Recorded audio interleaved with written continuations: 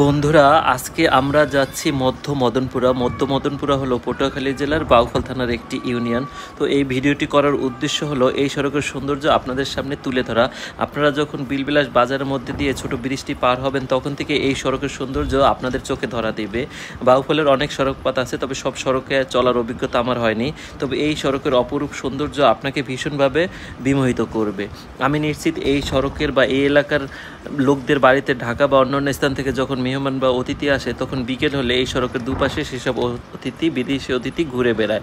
আপনারা নিজেরাই দেখতে পাচ্ছেন সড়কের দুপাশে কীরকম বিল বা চক, অর্থাৎ বিলের উপর দিয়ে এই সড়কটি তৈরি করা হয়েছিল। ফলে সড়কের পাশে বসত ঘরবাড়ি একদমই চোখে পড়ছে না, টুকটাক ছাড়া। আপনারা যদি কখনো এই যে বাউফলের বিলবিলাস বা মদনপুরার কাছাকাছি কোনো জায়গায় আসেন এবং আপনাদের হাতে একটু সময় থাকে, তবে আমি অনুরোধ করব এই সড়কটি একটু ঘুরে যাবেন। এই সড়ক দিয়ে যাওয়ার পথে হাতের ডান পাশেই আপনি পুরাকীর্তি শিকদার বাড়ি দেখতে পাবেন। তাছাড়া 10 টাকা দামের মিষ্টিও খেতে পারবেন মদনপুরা বাজারে গেলে।